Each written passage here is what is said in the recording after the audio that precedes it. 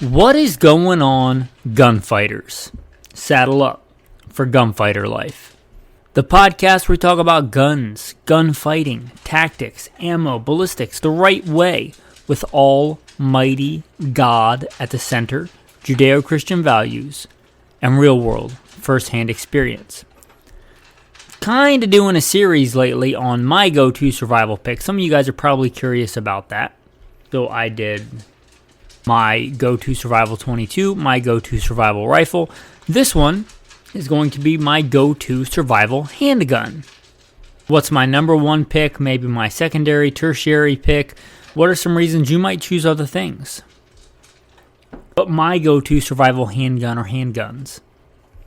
With that, to establish some street cred of why you should care or listen about my opinion on guns, I'm going to put in the bio. Then we'll get into the main topic, the meat and potatoes of this episode. My go-to survival handgun. Parentheses S. I'll roll into a quick abbreviated bio and then into the main topic. First and foremost, I am a Christian. I don't apologize for that. God is number one in my life. I grew up hunting and fishing in the backwoods of the southeastern United States at a very early age. Some of my earliest memories are with firearms. I joined the Marine Corps at 17, did a couple of combat tours in Iraq.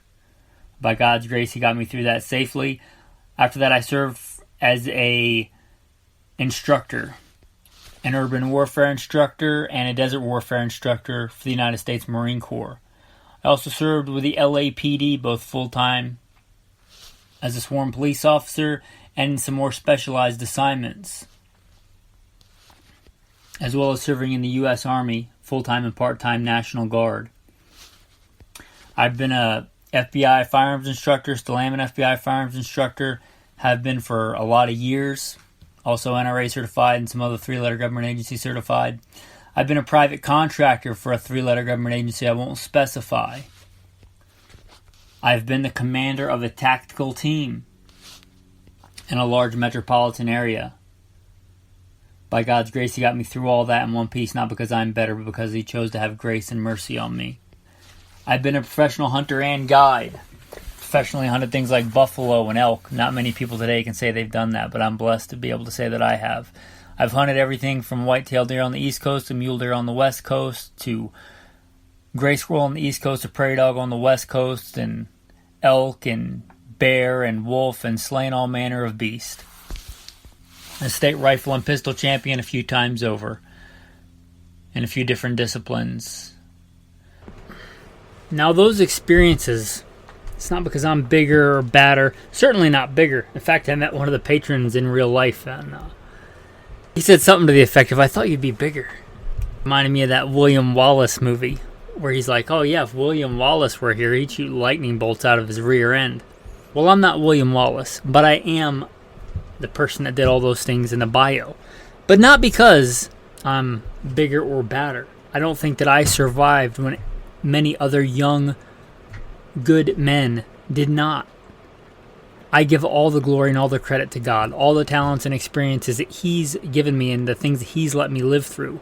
I hope to use them to glorify God and to help you today. So if I boast in anything, it's not in my strength, it's in that God had mercy on me and saved me because He had a purpose for me. And hopefully I can use those talent, skills, and abilities to serve you today. Now, I've talked a lot about handguns in a lot of different ways. So today is my choice because I obviously have one. I have a handgun that lives in the bug-out bag. And the bug-out bag basically lives behind the front seat of the truck. But with that, I have to make it to the bug-out bag. So your number one survival handgun should be the gun that you carry. Your carry gun. What I consider my preeminent, my best EDC handgun is a Sig Sauer Legion 226. Single action only. Direct cut for an RMR Trijicon. Co-witnessed iron sights, and it's the Trijicon that's tritium fiber optic, meaning it does not take batteries. It does not take batteries. It runs off radiation and ambient light. glows day or night. I forget what the half-life exactly is of tritium, but it's pretty long. No batteries, no electronics. When artificial intelligence genetically modifies spider monkeys to carry EMPs into your house, it might still work. whatever thing I joked about on the last episode. But seriously, no, I like the Trijicon RMR that does not take batteries, that does not use electronics, that runs off radiation and ambient light. Ironically, fun fact about me, I don't generally like microwaves. I don't microwave my food. I think putting radiation on your food is a bad idea. I don't care how long people have been doing it. I think it's silly. Why would I put radiation on my food? Why would I use literally radioactive waves in my food? That's just me. But I will use it on a handgun.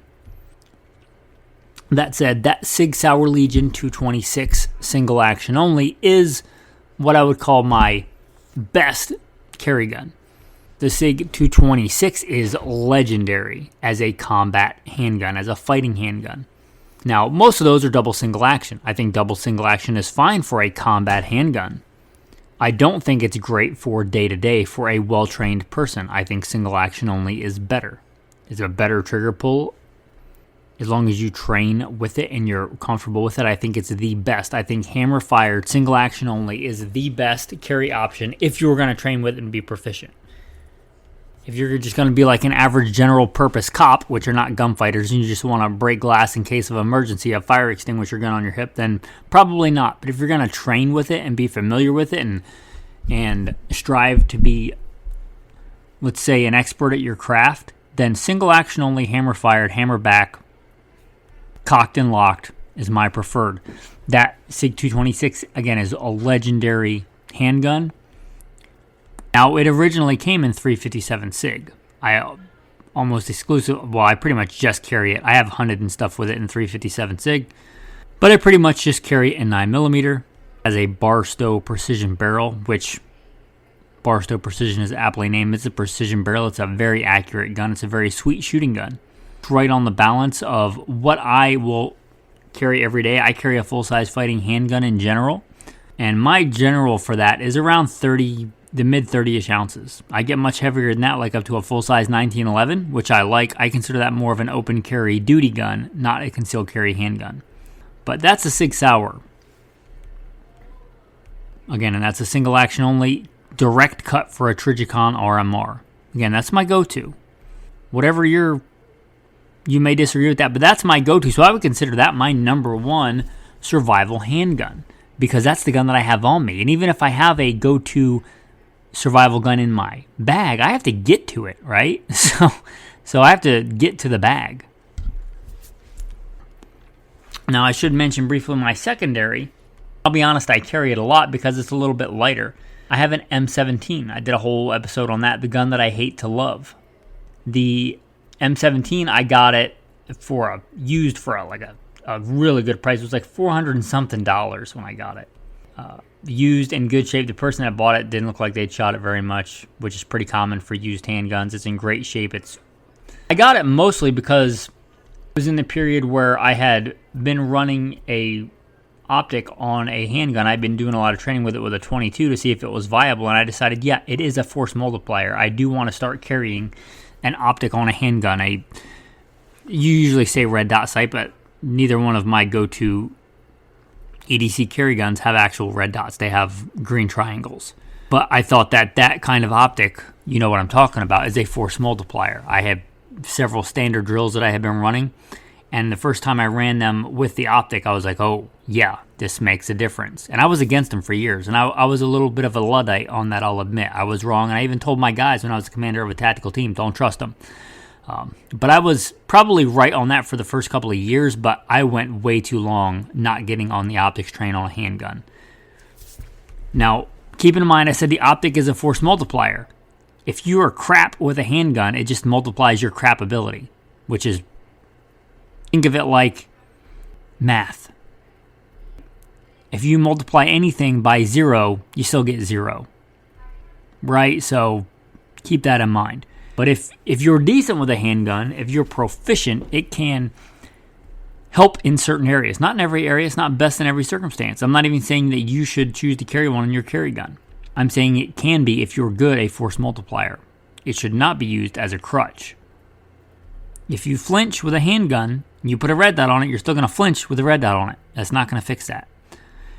But anyway, I have the M17 set up very similarly for, obviously for continuity of training. It's a very similar sized handgun, although it is quite a bit lighter. It's in the mid 26 ounces instead of the mid 30 something ounces.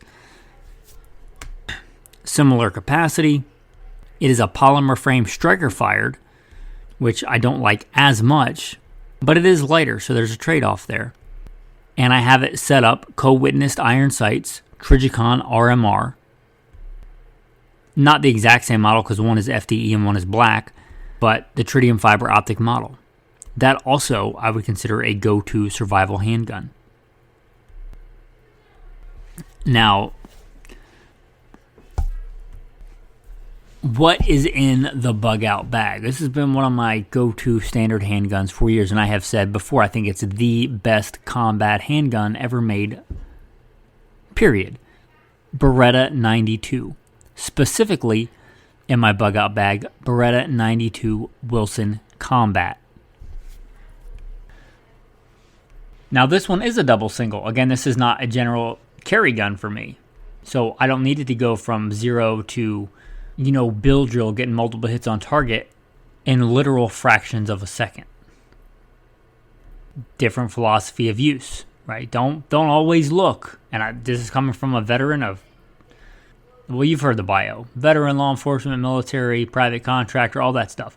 Don't compare apples and oranges. Don't think because the military uses this in this context or the cops use this that it's best for you. Are you doing the same things that they're doing? But I think for a combat handgun, and for a good, this type of application, post-SHTF application, double single is a really, really good option. And Beretta 92, I know a lot of people will say it's not great. And when I was in the Marines, during the war, I had one. And I thought the same things. Everybody, talked bad about them. Then I was the head firearms instructor for a firearms and training company. And kind of what I would do is on my lunch, I would take different guns, and there was a lot of different handguns in the case that I could just take out and shoot. One of the perks of the job. I could take out different guns to the range and shoot them. And, the gun I shot better than anything else in the case was the Beretta 92. And I kind of begrudgingly was like, and then I went through and I went back again and kept shooting it. And I was like, this really is a good gun. And it was just like a vanilla Beretta 92 or M9. I forget. There's minor differences. I shot it crazy good. Better than anything else in the case. And I was like, well, I could just deny reality, or I could just realize that it's a really good gun. And I think it's a better design than most modern handguns. Most modern handguns are that Browning tilting barrel design, which I think, honestly, is inferior. I think it's more popular because it's cheaper. We've seen a lot of things. There's a lot of things that are better, but they're not common because they're more expensive. This is not an area where I want to cut corners, right? I'm not shopping. I know some people do, but if I'm have an EDC gun or a go-to survival gun, I don't want to bargain basement it, right? I don't want the gun that might work sometimes. I don't want the Costco brand carry ammo or the made in Turkey gun. It's not what I want. The gun that's probably good enough, right? It costs me double in fiat currency, but it gives me 10% better reliability or 10% better performance. I'll take that. And you're talking to a dude that's cheap by nature. Ask my wife. I'm pretty cheap by nature. But I think that's the wrong metric. If you're looking at a life-saving gun, you should measure its cost and its ability to save human life, not in fiat paper currency that's probably going to be worth much less every year, year by year from now on. So just what I'm saying is maybe use the right metric. Getting back to the Beretta, I like that falling block system much better than the Browning tilting barrel system. I think that it's a better design. You might say, well, why don't you carry one day to day? Well, when I was actually getting on the optics cut thing, I was looking for one. At the time, they did not make a single action that I'm aware of Beretta 92 with a rail on the bottom. I know I'm specific, but hey, with an alloy frame, single action only, optics ready. They didn't make it. They do now. They didn't at the time, but now I already have the SIG 226, which is really good. If I were making that choice today, I might get that Beretta 92X or 92XI, I forget the exact model, but they do make what I was looking for at the time. So if I were doing the carry gun today, I might go that route, but I'm just telling you the truth. But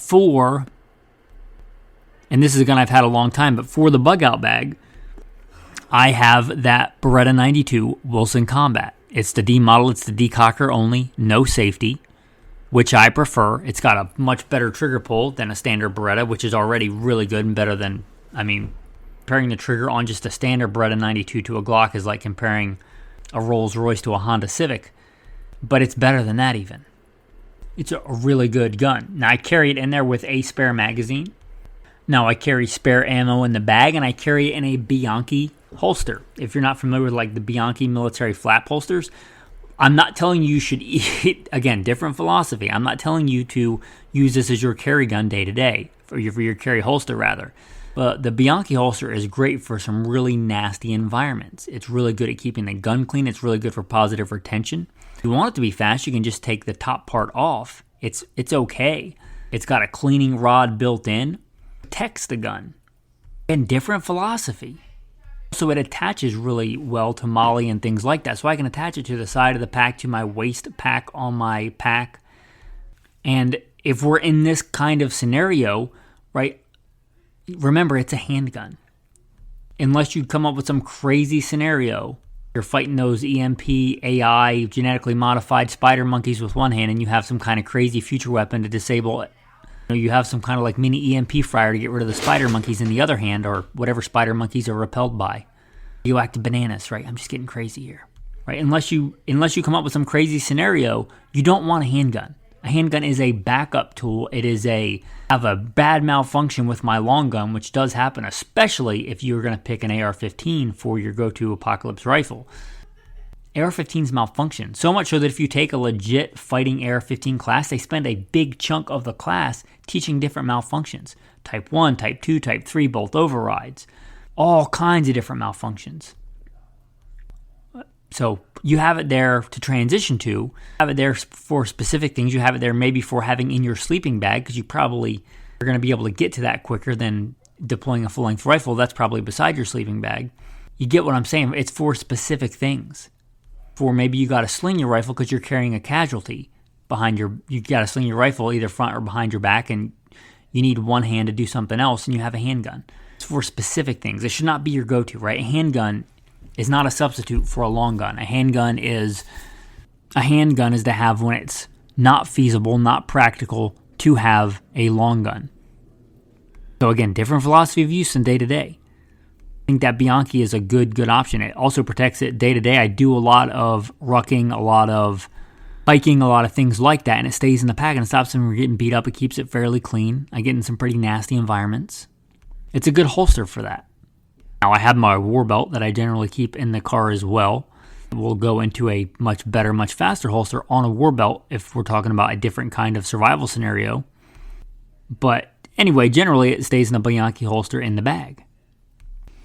And this is probably its own episode. In fact, I've done episodes on my favorite go-to 9mm loads, but I'll briefly mention I like Winchester Ranger T 147 grain. I like the bullet profile of them. I like the way that they expand, the way that they perform. Winchester Ranger T 147s. I prefer heavier 9mm for caliber loads. You may decide you want 115s, or you may decide you want to go with the NATO 124s, or whatever. But if I should probably mention my go-to load. Anyway, that's kind of my go-to survival handguns. And we're talking about this for a broad spectrum end of the world as we know it. If you cherry pick scenarios, I could cherry pick you better guns. There is a really, really good option that I think perhaps may even be better than my option as far as just the gun itself. But a lot of that goes into training and experience. And that's going to be a medium frame, medium size, like let's say K-frame-ish size. Maybe L-frame size. You don't have to know what that is, but it's a medium-sized revolver, not an uber small J-frame, which I really like as well. Like ultralight carry, but that's not what we're talking about today. I'm talking about a medium frame 357 revolver. Why this? Talking like a 4-inch size, and you could go 3, you could go 5, let's say 4 for in the middle. Stainless steel, because if you can go stainless, almost always go stainless. Especially if you're talking a survival scenario, go stainless. Stainless steel, medium size revolver. Why? Why would this be a great go-to survival handgun? Well, there are several reasons. Because the .357 Magnum revolvers will also fire .38 Special and a few other very obscure cartridges, but for common stuff, let's say .357 .38 Special. You can, because of the nature of a good modern double-action revolver and the nature of the machine, it is not reliant of the power of the cartridge to make that machine operate. You can go from super mild, right? As long as you get that bullet out of the end of the barrel, it literally doesn't matter. It won't be very effective. But if that bullet completely leaves the barrel at 5 feet per second, like you could grab it with your hand, don't do that. I'm saying if theoretically, if you've ever seen like a squib that almost made it out the end of the barrel, which is a thing. As long as it completely exits the barrel, I don't care if it's going 5 feet a second, again, it won't be effective, but that next round will fire just fine. With a semi-automatic handgun, talk about like, oh, I got plus P ammo, or I got this super hot thing. It's not. It's not compared to like a .357 Magnum. Because you need a certain amount. There's some leeway in there, but there's a fairly small window of power that you need to reliably cycle the slide at the right speed to have it go all the way back, eject the old round with enough force to get it out of the way so you don't have a double feed, and then give it enough time for the round to pop up in the magazine and throw it forward off the magazine onto the feed ramp into the chamber. You need a certain amount of power for that. Too much and you run into problems. Too little and you run into problems. The revolver doesn't have those problems. Now, the revolver has its own problems, which we'll probably talk about. It doesn't have that problem. So for this scenario, you can go a lot hotter than we compare it to 9mm. You can get hotter than a .357 in a semi-auto, but not really practically. You can get some really heavy-duty .357 Magnum loads. One of my go-tos is 180 grain solids. I like those. I also live in northern Idaho. Northern Idaho has both brown and grizzly bears, mountain lions, wolves, and the most dangerous predator of all, men behaving badly, which are in every state. Anyway, a really hot load like 180 grain .357 Magnum is a fantastic hard-hitting load. You're talking about an angry bear. I didn't say the best load, so settle down, but it's a decent load. Hard cast 180 grain, flat pointed out of a .357. It's a decent load for that, whether you're talking about that or stopping a rabid charging Honda Civic. And there's a lot of really good loads. You can get super accurate loads. You can go way down to mild loads. Now, this is from somebody that's done a lot of handgun hunting. I've honestly killed more animals, more deer with a handgun than I can remember. I do that because it's challenging. I do it because it's hard. Going back to the handgun versus long gun, it's much harder with the handgun. That's why I do it. That's why I like it. I enjoy it. It's one of the reasons I enjoy handguns so much. I've done the vast majority of my competitions and wins with a handgun because it's harder. Very unforgiving platform, right? My standard for handgun accuracy is a head plate 10 times in a row at 50 yards. Standing, offhand, no support, just standing, head plate, 50 yards. My just standard for accuracy when I go out and do my accuracy standard at the range, which is really hard to do for most people. Here's why I'm saying that, and it's not to brag. It's not to gunfighter flex on you. It's to say that I can take a 12-year-old girl with a decent carbine and probably have her doing that in about 2 hours if she listens and pays attention, to kind of show you the difference there. But if you are really good with a handgun, you have that flexibility in the .357 .38 Special. You can download .38 Special to the velocity that you want. You're not going to run into any issues with the gun. So if you wanted to take smaller game with just very mild 38 special loads, that's a feasible thing. And not just to kill it, right? Because you could kill it with a lot of different things. You could kill it with an AR-15. The whole point of shooting it is to eat it. Probably don't want to be shooting a quail with your AR-15 with Mark II 6.2 ammo. If you want to eat it, if you just want to kill it, which I don't know why you would do that, but if your goal is to eat it, you don't want to blow it apart. So you get the idea there. You can go from really mild to really spicy with that one handgun. And the reason I specified a medium frame is because it's still decent to carry. You can still carry it. Open carry, even concealed carry. Because even post SHTF, there may be times where you don't want people to know that you have a gun. You may want the tactical advantage to go to you because they don't assume that you're armed. Right? So there's a lot of advantage there. Also, if you know how to reload, and I do really enjoy reloading, you can reload 38 specials, 357 mags with black powder. And you'll get more than one round off, right? You could probably, you could reload 9mm with black powder, but the gun's probably not going to function. At least not well, and at least not for long. But you can make your own black powder, and you get to play with your own urine. So it's a win-win. But seriously, you can make your own black powder and reload that cartridge with black powder. There's quite a bit of room in that 38 special case. If you load it up all the way with black powder, it is not a powder puff load. It's a pretty decent load, even with black powder. If you talk about this kind of scenario, you start getting farther down the line, you could keep your really good premium loads for like emergency break glass in case of emergency self-defense ammo. Whatever your go-to defensive load is, right? Your 125 grain, hollow point, spear, gold dot, whatever. I'm just picking one. Keep those because hopefully you don't need a lot of those even in the apocalypse. And you could, if you start running low on ammo for your other stuff, you can make it with black powder. That's a big advantage. Also, and I want to dispel this myth, revolvers do break. Revolvers do malfunction. Often when revolvers malfunction, it's catastrophic and you're not fixing it. At least not without a really good, competent gunsmith. But you shoot a revolver enough, you'll break it. It's a machine. It breaks. And unlike something like a Glock, Glocks break too. Believe it or not, they break, yes. A lot of the things that break on the Glock are cheap, so you can keep spare parts. They're small spare parts. They don't have to be hand-fitted, and you can replace them easily. Like trigger springs on Glocks break. Trigger springs are under $20. Keep several in your bag. You only ever need one, if you need one.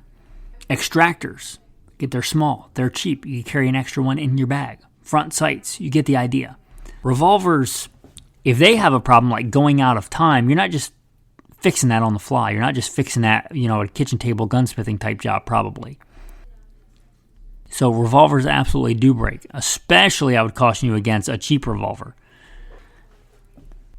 But even a good revolver, if you shoot it enough, it will go out of time.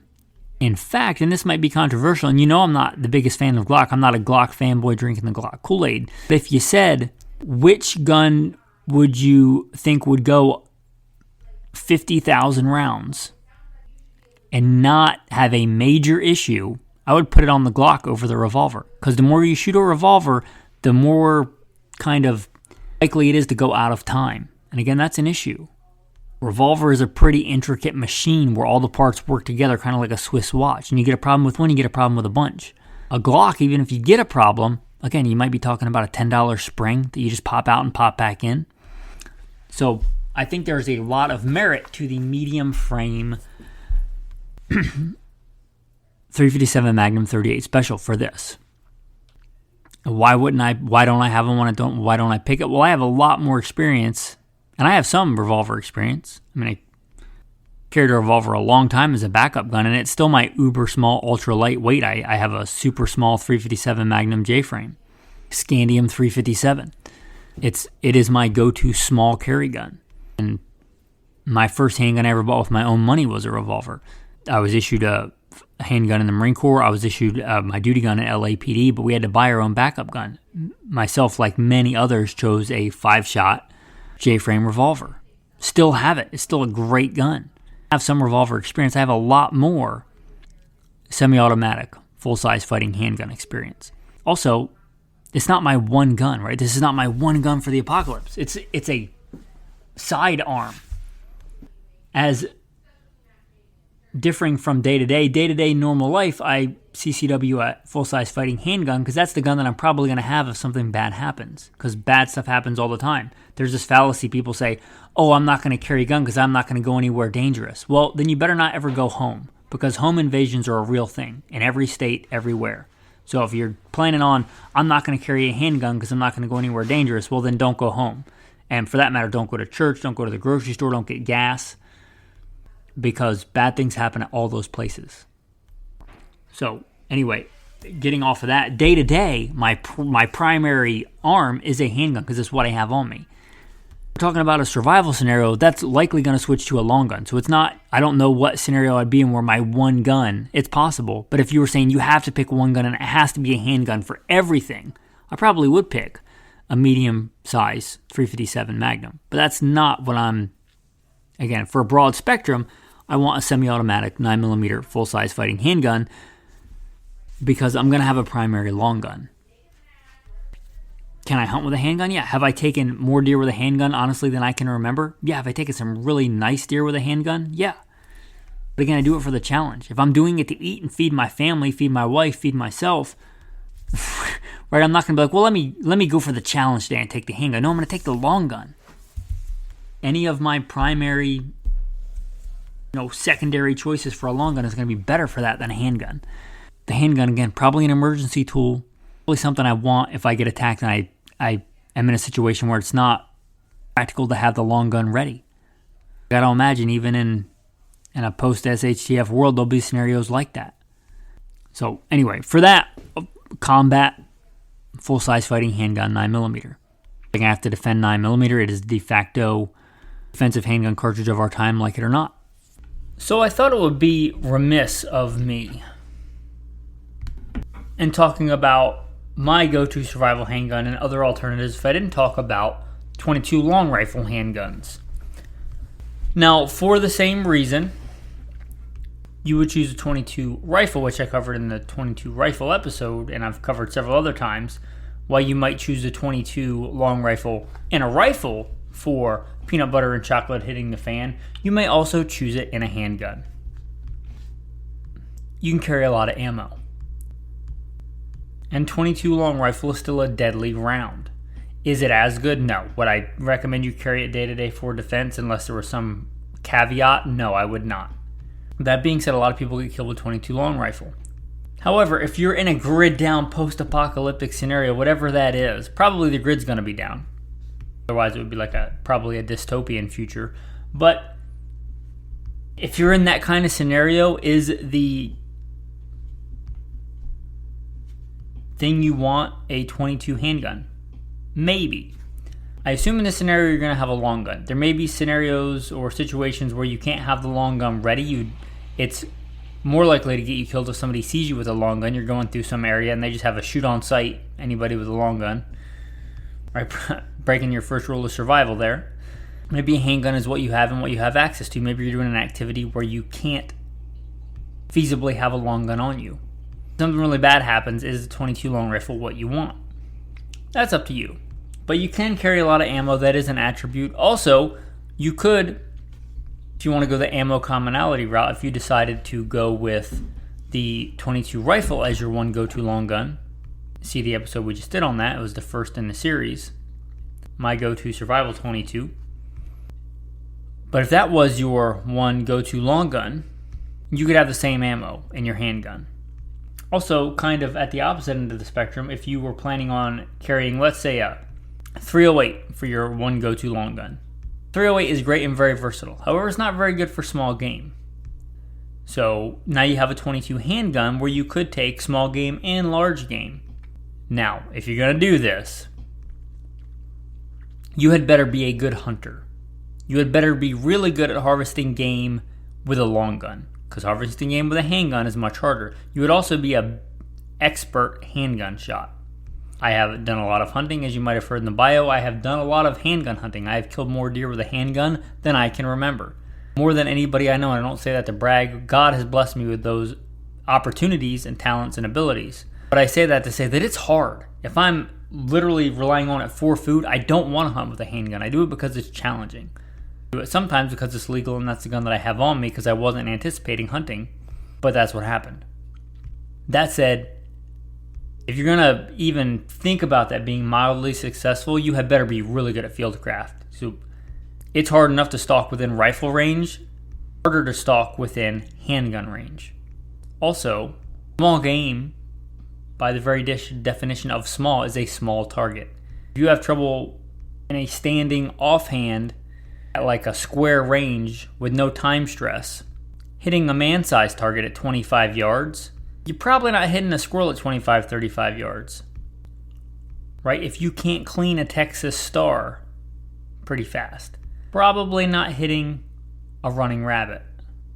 If you can't sink a good T-box headshot at 7 yards consistently, probably not hitting a quail. You get what I'm saying? You had better be good, 1 at hunting and 2 at pistol craft, if that is your plan.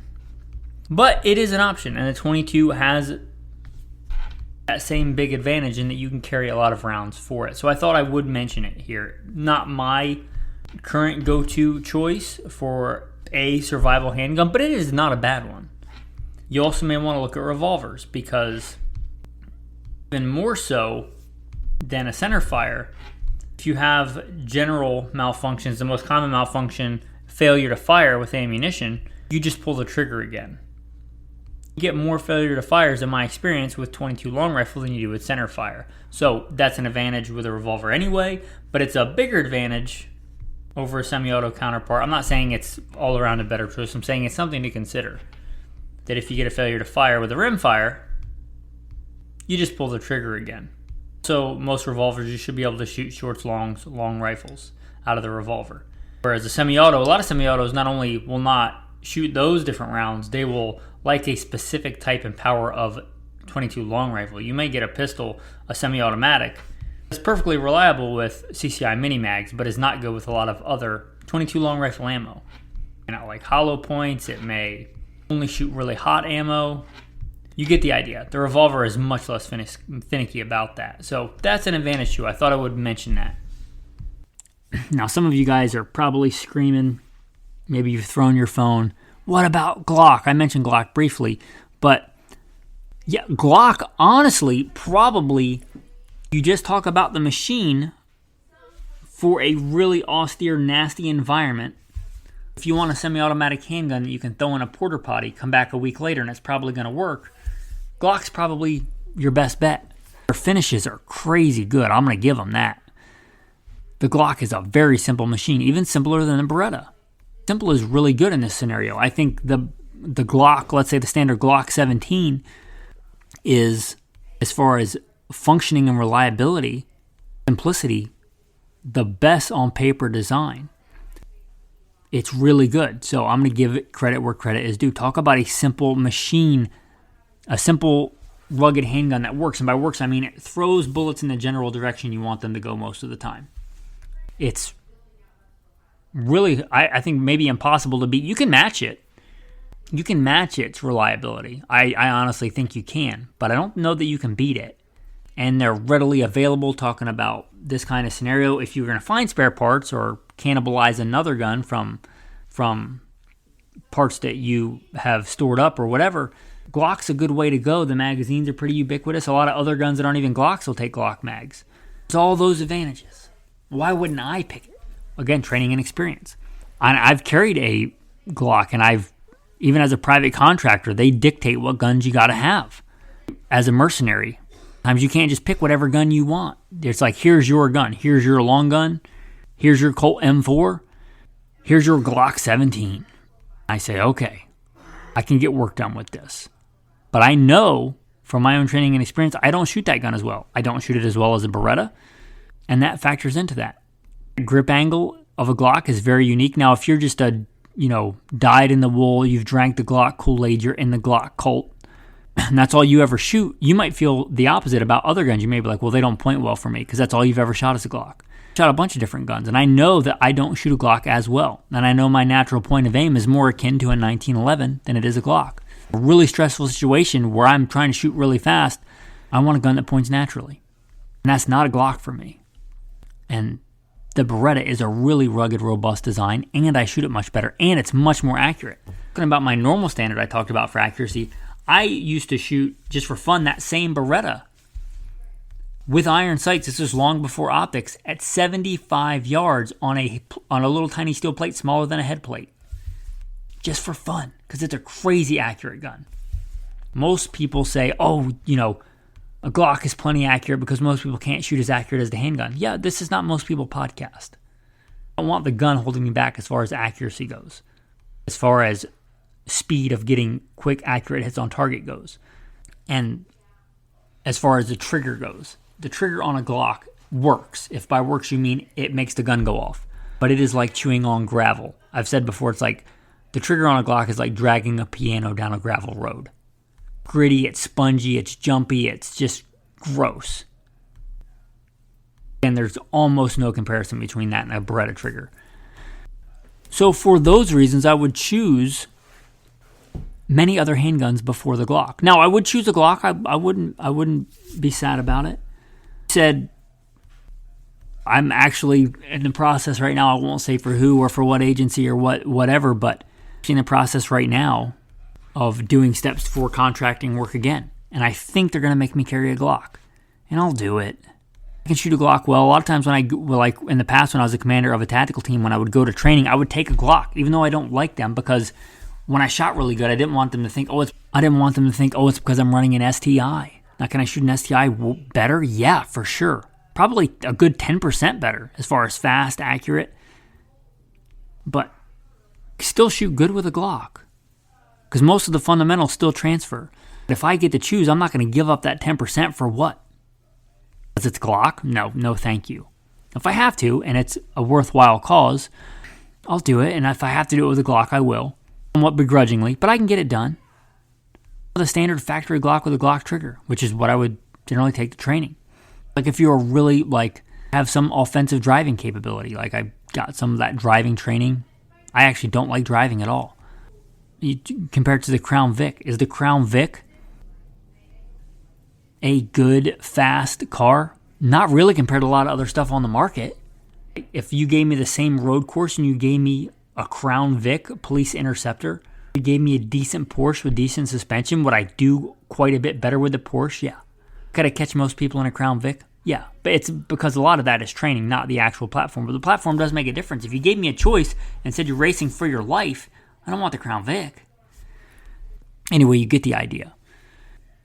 I wouldn't choose as my first choice the Glock, unless it's just what I had to work with. If you were going to go that route, you may look at one of the Gucci Glocks. With a better trigger, if you're not competent in doing your own trigger work, with a better grip angle, if you're not dyed in the wool. I don't know who the Glock naturally points well for. I know people that like the Glock because they're just used to it, but I don't know who has that natural grip angle. But if you like the grip angle, then keep it. But if not, go with one of the Gucci Glocks that has what I would call regular grip angle. If you want that route and you can still keep the common magazines and a lot of the same parts, then okay, I could see that. I could see a Gucci Glock. Anyway, those are some thoughts on my go-to survival handguns. What if I could only have one gun and it had to be a handgun for survival, and why you might not choose a Glock, because I know that'll be a lot of people's go-to. A lot of people probably expect me to jump out of the gate with that. Some people are probably waiting for me to jump on here and say the Glock 20, the tactical 4x4. But no, if you want that as your go-to survival gun, then rock on. But these are my thoughts, and these are my go-to survival handguns and my thoughts on some others. Feel free to disagree. I know this is going to be what did I say in the other episode? Maybe open up a fecal tornado of comments or disagreements, and that's okay. I'm okay with that. I am not so vain as to think that my choices should be your choices. The great things were kind of in the golden age of, handguns. Even when I became a professional instructor years and years ago, there were very few options compared to today. I remember when the Smith & Wesson M&P came on the market and I was still running a Glock. Maybe at that time, at least for a duty gun, I might have been rocking a 229-40 to date how old that was. I was like, well, there's actually a polymer striker-fired competitor to the Glock that's decent? To give you an idea of the era. Right now, look at it. It's just like hashtag #MeToo polymer striker fired handgun. There's more than I could even name if I sat down and tried. With polymer striker fired handguns, there's a ton of them. Walther PDP, FN 509, HKVP9, Beretta's got one, or at least one. Polymer striker fire, that is. Heck, even Mossberg makes a polymer striker fired handgun. Right? Again, more than I could probably think of. So that just gives you an idea of how many options there are. And I'm not so vain as to think that you have to choose what I choose. Think about more in the concepts of why I chose what I chose. Because I shoot it better, because I train with it, because it's got a proven, reliable track record. Things like that, rather than the exact make and model. Don't get caught up in the minutia and miss the forest for the trees. Anyway, with that, your tactical tip of the day. You're rocking a semi-auto handgun, I would highly encourage you to carry a spare magazine, even day-to-day EDC. And I know some people don't agree with that. I'll just say that I disagree with them. Magazines are a major cause of malfunctions, even if you don't need all that ammo. I like to have a spare magazine, which means I generally carry in a magazine pouch on my belt. I generally carry full-size fighting handgun, strong side, 3 o'clock, and I'll carry a magazine pouch on my non-dominant side with my go-to fighting knife. I need to make space or get to a defensive option with either hand for a lot of reasons. But here's the tactical tip. You can carry a very small and wrap it up to make sure it doesn't actually get caught in the magazine. Again, test your kit. Get something like micro cord or a very small thin piece of cordage. Say something smaller than 550 cord. I know 550 cord is kind of like the prepper standard. But something smaller than that. It's not the only cordage out there. Make a small bowline knot in one end. Make it, 6-8 inches long. Longer than the barrel of your handgun with a bowline knot in it. If you have an old t-shirt or something after you've washed it and it's clean and it's just not fit to be worn anymore, cut a couple of squares out of it and have cleaning patches and a little small impromptu bore snake to pull through your handgun. This is as good as an actual bore snake, no, but you can have it on you if you're out and doing some training and stuff like that and you drop your gun in the dirt, in the sand. You want to get that stuff out of the barrel. Again, this is not a substitute. This is not all you need ever to maintain your handgun, but it's better than nothing. And a lot of times you push it in the bottom of your support magazine pouch. You have it on you. So another tip inside there, put 2 of those foam earplugs. When you smash them down, they take up very little space, very little weight, and you have earplugs on you. I'm not saying you have to do that, but it's something that can be done. Especially if you have maybe you don't want to do it for your EDC stuff, but maybe you want to do it in a war belt. Maybe your tertiary magazine pouch for your pistol on your war belt. You want a quick pull-through bore cleaning option and a couple of spare earplugs. Anyway, tactical tip of the day, your tactical verse of the day.